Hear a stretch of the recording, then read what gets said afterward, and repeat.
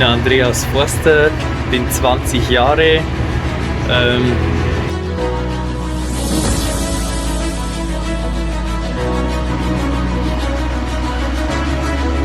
170 Hektar, davon sind ungefähr 60 Hektar Grünland. Okay, das heißt, odamlarni sarson bo'lishiga asosiy sababchi shaxslar sutchilikda sut beradigan sigirlarga asosiy oziqasi shu hisoblanadi.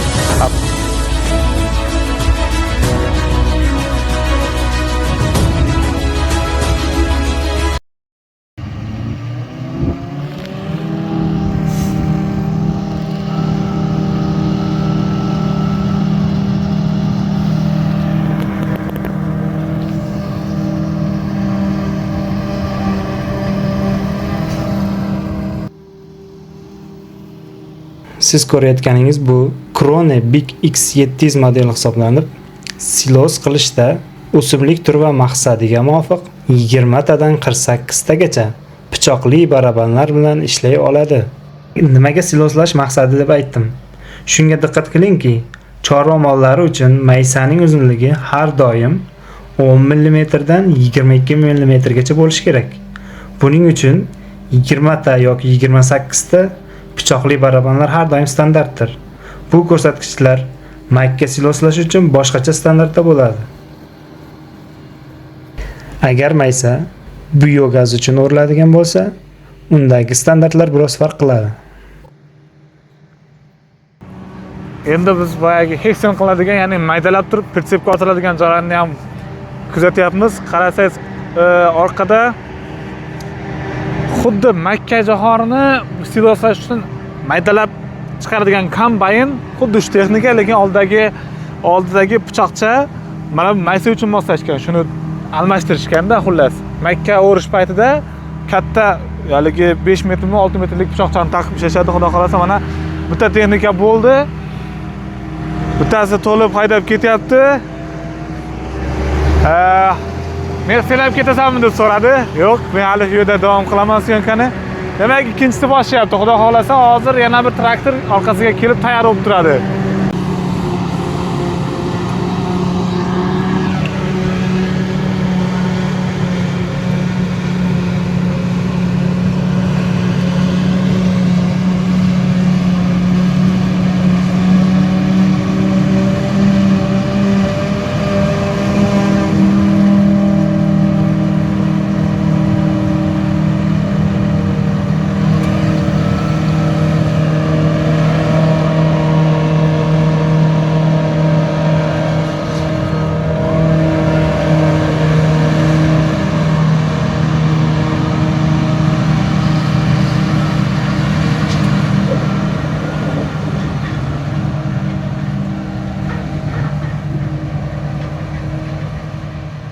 Demak, aziz do'stlar, ishlarni o'zingiz ko'rib turibsiz, qanday ketayotganini, haqiqatan qizg'in ketyapti.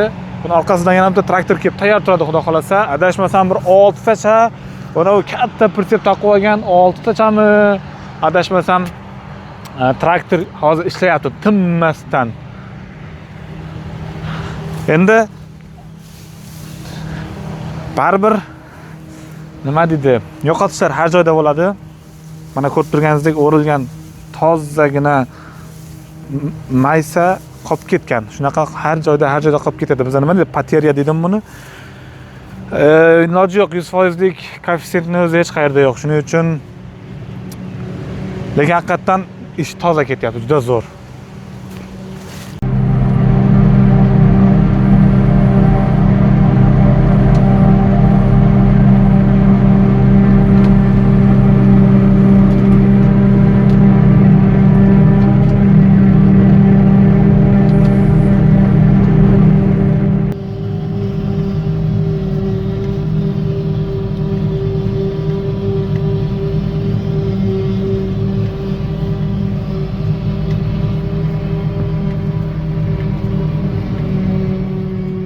Men oldingi videolarimda ko'rsatgan traktorlarim, texnikalarim, katta pritseplarım mana shu narsa uchun kerak edi mana.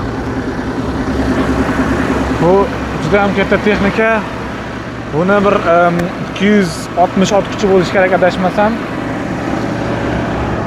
Bu oldingi videomda ko'rsatgan traktorim, pritsepim Xuddi mana shu ish uchun kerak. Chunki ba'zi bir dalalar 20 km, 30 km uzoqda joylashgan. Uning uchun bu katta pritsepni to'ldirib olib kelib qatnagan, bu yerga to'kkan juda oson va tez kechadi. Agar kichkina pritsep bo'lsa, uning uchun siz 10 gektar dalaga 10 marta olib kelishingiz mumkin. Bunaqa katta texnika bo'lsa, nari borsa 2 pritsep, shu bilan 10 gektar yoki shu 5 gektar dalangiz tugaydi. Ya'ni yig'im ishlari. Shuning uchun bu kabi katta texnikalar Germaniya, Yevropaning boshqa davlatlari va rivojlangan davlatlarning hammasida kerak va o'ta talabchan hisoblanadi. Aslida mana JCB degan firma traktordan tashqari boya ko'rganingizdek tirkamali, lopatkali texnikalar ishlab chiqaradi. Endi bu traktorini men yaqindan beri ko'ryapman. Menimcha yaxshi traktorlari. Chiqib ko'rdik, xudo xohlasa hali ichlarini ham videoga olib ko'rsatishga harakat qilaman.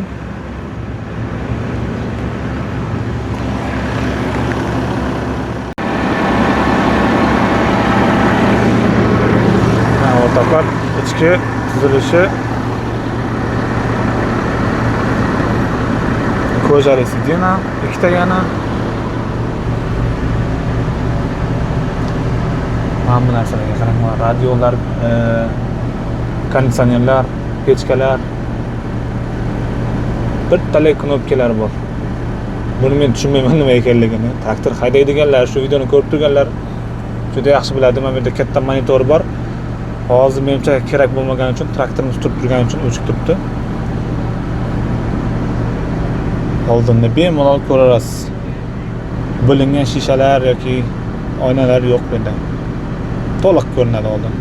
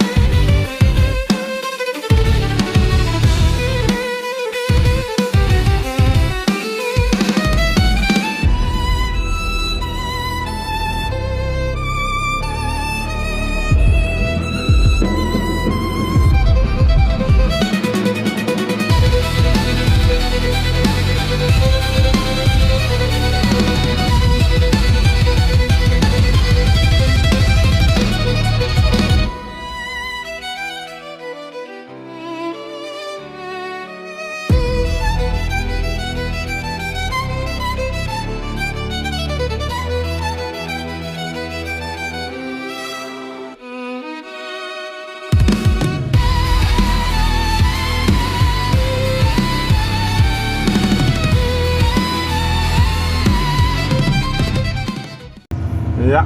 Wir haben 160 Milchkühe und plus die Nachzucht. Aha. Und bewirtschaften tun wir ungefähr so 170 Hektar. 170. Davon Okay. sind ungefähr 60 Hektar Grünland. Okay, das heißt, das 60 Hektar Gras.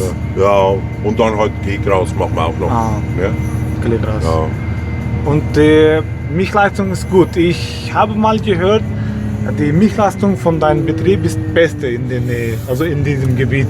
Naja, Also, ja, oder das heißt was sagt man? Beste. Ja, Beste bin ich nicht ganz. Beste nicht, aber ich habe bin was gut. Gutes gehört. Ja, wir sind gut.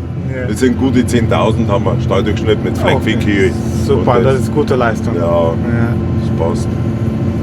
sehr gut. Es kommt halt immer das Futter auch ein bisschen drauf zusammen. Ja, Das ist so. Das wow. stimmt. Einmal bist du ein wenig höher, einmal bist du ein bisschen niedriger. ja. Ja, Futter spielt Ja. große Rolle. Und wenn du gute Qualität nach Hause fährst, dann kannst du was merken. Und wenn du keine nach Hause fährst, gute Qualität, dann kannst du das auch nicht mit Kraftfutter ausgleichen. Das Ja. ist so. Das ist so, genau. Da muss man immer schauen, dass man eine gute Qualität zusammenbringt. Ja. Mastitis Nee. und so. Also, da Da braucht man haben wir noch eigentlich keine Probleme. Ja. Das glaube ich. Wir machen halt auch immer regelmäßig Kleimpflege. Wir machen 3-mal im Jahr Kleimpflege. Ja. Das ist eigentlich das Wichtige, dass die Kühe laufen können. Stimmt. Weil die Milch, die läuft auf die Klauen, Ja. auf die Füße. Das ist einfach so. Wenn die Stimmt. Kuh nicht laufen kann, dann geht sie nicht zum Fressen. Und wenn sie nicht fressen tut, dann gibt sie keine Milch. Das ist einfach, so einfache Theorie. Ja, Ja. das ist so. Stimmt. So. Ja, und mit dem Ding, mit der Futterqualität ist ja halt auch dann die alte Gesundheit und möglichst schauen, dass du wenig Dreck reinbringst ins Futter und dann hast du auch weniger Probleme mit den Kühen. Das ist einfach Okay. so. Okay. Ja. Super. Ja. Danke für Infos.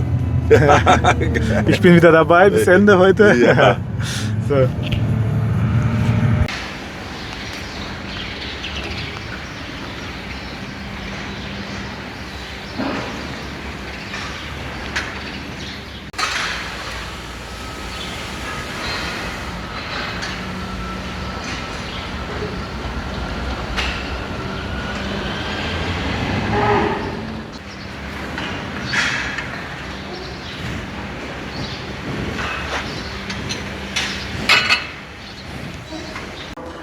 Demak, aziz do'stlar, shuncha katta texnikalarni va shuncha odamlarni sarson bo'lishiga asosiy sababchi shaxslar mana shular hisoblanadi. Boya fermer aytganidek, fermer xo'jaligida 140 ta sigir bor. Sog'layotgan sigirlar, bu sigirlarni hammasi simmental zotli sigirlar bo'lib, mana odamdan qo'rqmaydi. Bu sigirlar tovushlarga rozi bo'lasizlar. Demak, bu sigirlarni ikki gruppaga ajratishgan. Yuqori, juda yuqori darajada ko'p sut beradigan sigirlar bu gruppada, kamroq sut beradigan sigirlar esa mana bu gruppada. Endi kamroq sut beradi deganim ham menimcha shu 25 litrlar o'rtacha bersa kerak kuniga. Va fermer aytib o'tdi, mollarni shu 140 ta mol bo'ladigan bo'lsa, o'rtacha sut beradigan nimasi o'rtacha 1000 litrdan yiliga 1000 litrdan beradi. Endi uni sizlar 280 kunga bo'lasizlar, ya'ni sog'im qiladigan kunga. Bu yerda makka silos va boyagi maysadan ozgina qo'shilgan, lekin asosiy qismi buni makka silos hisoblanadi, chunki makka silos sutchilikda sut beradigan sigirlarga asosiy oziqasi shu hisoblanadi. Boya biz o'rib yig'ib turgan maysa silosini ko'pincha bu yoqdagi g'unonchilarga beriladi va tinim davrida turgan sigirlarga beriladi. Endi mana bu yem borasida men mutaxassis emasman. Shuning uchun bu haqida men ko'p ma'lumot berishga harakat qilmayman. Bu haqida o'zi Germaniyada ishlab yurgan, malaka oshirib yurgan akalar, do'stlar bor. Shular juda yaxshi ma'lumot bera olishadi agar boshqa bir ularning YouTube kanallariga o'tib ko'radigan bo'lsangiz. Shuning uchun men o'zim bilganimni qilaman, o'zim bilganimni aytaman. Demak, bu fermer xo'jaligi, men o'zim bu atrofda 50 kilometr radiusda fermerlarga borib, sigirlarni sun'iy urg'antiraman. Men bilganim va eshitganim shuki, bu xo'jalik sutini miqdorini darajasi yuqoriligi bo'yicha ham eng zo'rlardan biri hisoblanadi va genetikaga, ya'ni naslchilikka ham juda qattiq qaraladi. Men har bir sigirni o'zim urug'lantirganimda bularda 3 ta mos kelinadigan 3 ta buqa bo'ladi. Shulardan bittasini olish kerak. Ya'ni buni mutaxassislar kelib, qaysi buqadan urug'lantirilsa, undan bo'ladigan buzoqlar kelajakda yana 10.000 litr emas, 1200 litr, 1300 litr yillik darajaga erisha oladi. Shularni bular oldindan hisob-kitob qilib, bu sigirga misol uchun mana bu buqa mos deb hamma bu yerdagi sigirlarga va bu yoqdagi g'unojillarga hammasiga ana shunaqa anparinsport deyiladi. Bu juftlashtirish, ya'ni maqsadli juftlashtirish. Oldindan rejalashtirilgan va aynan shu reja bo'yicha juftlashtirish hisoblanadi. Ya'ni anparinsport. Xullas shunaqa gaplar o'rtoqlar. Demak, bu tarafda g'unojillar, bu g'unojillar u oldindan bu yoqqa qarab gruppalarga bo'linadi. Yoshi va tanasi, hajmi, gavdasi kattalashgan sayin gruppalarga o'tib boriladi va mana shu gruppadan bu yoqqa adashmasam bu g'unojillar sun'iy urug'lantiriladi. Sun'iy urug'lantirilgandan keyin ular yana boshqa gruppaga o'tadi.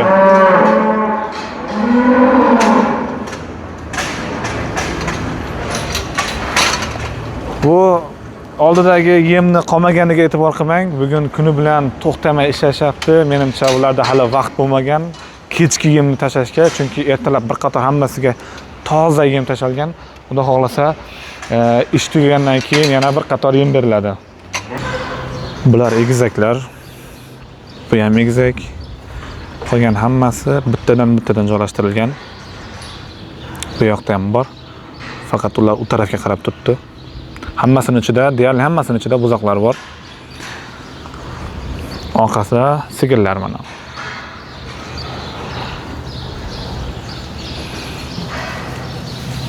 Bular o'zi kechkisini ichgan. Zo'r, havas qiladigan fermer xo'jaligi, hamma ishlari toza. Texnikalari ham katta, o'zlariga mos, juda ham bir tez va toza ishlaydigan texnikalar. Molxona ham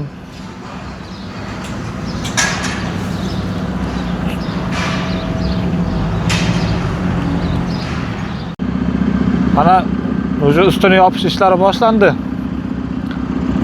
Xudo xohlasa biz ham birga yordam qilamiz endi. Boshini boshladik oxirigacha. Xullas bu yerda 2 qavat klinika tashlanadi. Tagidagisi yupqaroq bo'ladi, ustidagisi qalin bo'lishi kerak, o'ta qalin bo'lishi kerak. Va bu bir necha yil saqlaydigan darajada bo'lishi kerak mana. 2 qavat bo'libdi qalini. Demak, ish mahkam ketyapti o'rtoqlar. Shunaqa qoplar tashlab chiqiladi, uni ustidan setka bostiriladi. Setka u qushlar kelib, mana bu klinikani teshib, boyagi orasidagi yemni buzuq qilmaslik uchun sifatini. Agar klinika teshilsa, undan suv kiradi, havo kiradi yemni orasiga, ya'ni silos ichiga. Ana undan keyin silosni sifati buziladi. Shuning uchun xuddi ana unaqa setka juda ham muhim.